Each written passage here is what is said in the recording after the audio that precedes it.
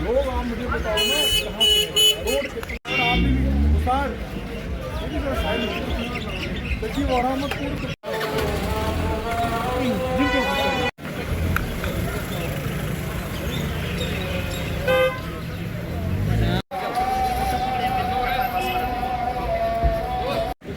ये रूट एरोमेंट है, उसको सजा मिलेगी फिर आप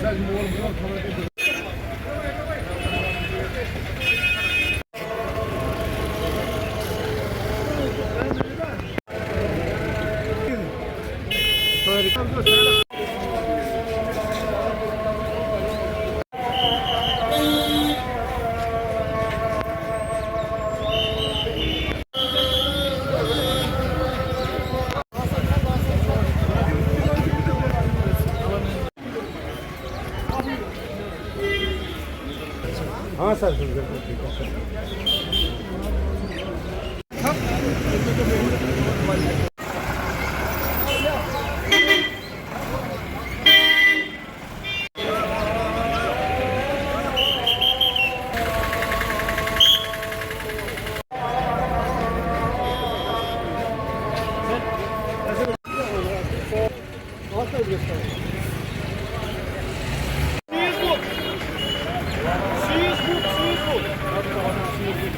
डेली रूटीन में जो ड्राइव रहती हैं उसी की एक कड़ी में हम लोग यहाँ पे आए हैं चाडोरा एरिया में। और यहाँ पे काफ़ी शिकायतें आ रही हैं कि यहाँ पे कंजेशन भी रहता है और उसके साथ साथ रॉन्ग पार्किंग यहाँ पे आरडी रोड हमारा जो विड्थ है उसकी रोड लाइन की वो बिल्कुल कम है। और उसके साथ साथ अभी आपने खुद ही देखा कि आपके साथ भी हम लोग चल ही रहे थे, काफ़ी पटरी फ्रोज जो हैं हमारे वेंडर्स जो हैं हमारे हॉकर्स काफ़ी रोड पे ही हैं। और इनफैक्ट कहीं पे भी हमें वो पेडेस्ट्रियंस के लिए कोई भी फुटपाथ नज़र ही नहीं आ रही, क्योंकि इट बिन जहाँ पे भी है वो ऑक्यूपाई की हुई है। मेरी एक म्यूनसिपल जो अदारे हैं उनके जो ऑफिसर साहिबान से भी मैं इनको बाज़ाब्ता एक रिटन में भी लिखूँगा कि खुदारा इनके लिए कोई एक मखसूस सा एक स्लॉट वहाँ पे एक होना चाहिए, designated slot is to be provided for the hawkers and vendors, because RD हमारा जो रोड है बहुत ही छोटा है और विड्थ इसकी बहुत छोटी है। तो उसके साथ साथ काफ़ी अभी देखेंगे वॉलेशन में लोग मुलवस पाएंगे और कुछ गाड़ियाँ भी कुछ स्कूटीज़ भी हम लोगों ने विदाउट डीएलसी की और ओवरलोडिंग पे भी हम लोगों ने कुछ चलान किए और बाकी डिफरेंट वॉलेशन में जो लोग इंडल्ज हो रहे हैं वो हम लोग चलान कर रहे हैं। और ये जो हमारा ड्राइव रहेगा ये कम से कम 2-3 घंटे के लिए रहेगा through out the Chadoora area, और नीचे भी हम लोग जाएंगे और काफ़ी जहाँ पे इन्फ्लक्स ऑफ ट्रैफिक है उसको कवर करने की कोशिश करेंगे। ये ड्राइव जो है आरडी यहाँ पे मेरे नफरी यहाँ पे रहती है, एसओ रहते हैं, डीटीआई भी आते हैं, वक्त वक्त हमारे डीवाईएसपी साहब भी यहाँ पे आते हैं। ऐसा नहीं है कि ये सिंगल डे के लिए डेली रूटीन में नहीं, रूटीन में होती है। यहाँ पे लोग यहाँ पे हैं हमारे और जो कि ऑब्जर्व करते हैं और जो वॉलेशंस में पाए जाते हैं हमारा एक सेट टारगेट रहता है उसके तहत वो काम कर रहे हैं। और इन्फोर्समेंट पे भी हमारा काफ़ी एक जोर रहता है जो कि खासकर पीक आवर्स में रहता है। और उसके साथ साथ आने वाले दिनों में कुछ एक हम लोग यहाँ पे एक आर्गूमेंट भी करेंगे कुछ नफरी, सो दैट एक सहूलियात जो रहेगी, एक जो फैसिलिटेशन रहेगी, ये हैसल फ्री रहे मूवमेंट सब लोग। ये जो था ये बहुत ही एक इम्पॉर्टेंट सा इशू आपने बताया और you raise a good question. मैं फिर दोबारा आपके माध्यम से भी रिटेट करना चाहता हूँ कि पेरेंट्स को एक तो अपने जो टीनेजर्स हैं उनको एजुकेशन प्रोवाइड करें, they should given an good advance type of an education, और उनके ऊपर ही आप लोग जोर रखिए, ना कि उनको किसी भी किस्म की गाड़ी प्रोवाइड ना करें, क्योंकि 18 ईयर्स से पहले जब तक वो टीनेजर हैं तब तक आपको एक तो वैलिड डीएल नहीं मिल सकती। आफ्टर दैट ओनली आप लोग कंसर्न आरटीओ दफ्तर में जाके अपना प्रॉपर चैनल के थ्रू आपको एक लाइसेंस मिलती है, उसी के बाद आप लोग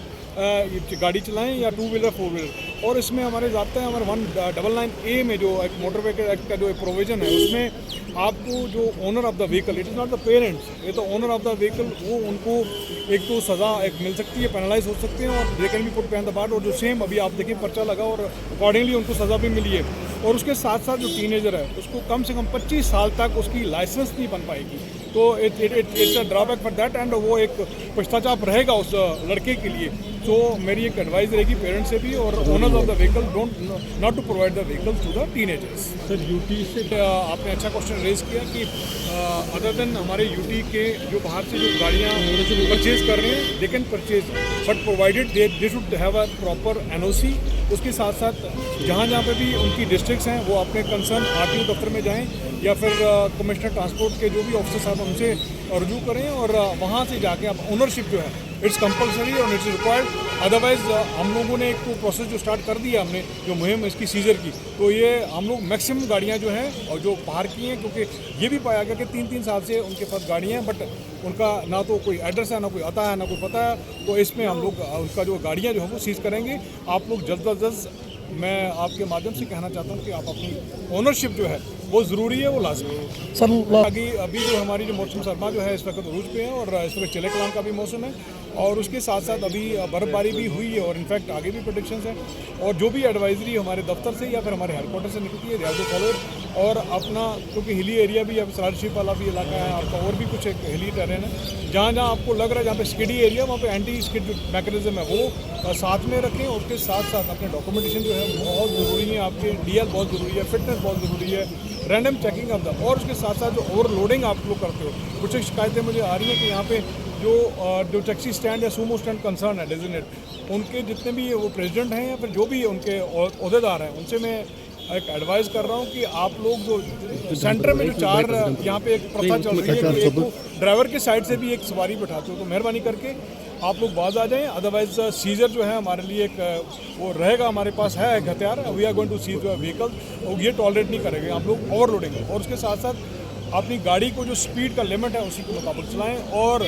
लोगों से मेरी ये यहाँ पे आपके through your medium I want to convey them, लोग भी जिनके पास भी गाड़ियाँ हैं, खुदारा जहाँ जहाँ पे भी आपको लॉट मिलता है आपको पार्किंग का, क्योंकि आप लोग बिल्कुल बीच में आप लोग गाड़ियाँ खड़ी कर रहे हो और आप खुद देखें आपकी गाड़ी रुकने से कितना ऑब्स्ट्रक्शन हो सकता है। और कई बार इमरजेंसी सिचुएशन में कोई एम्बुलेंस है, कोई बीमारदारी है, कोई स्कूल में कोई एग्ज़ाम देने के लिए जा रहा है और आपकी लोगों से वजह से ही वो नहीं जा पाएगा। तो इसलिए आप लोग हमें कोऑपरेट करें, हम भी आपको कोऑपरेट करें।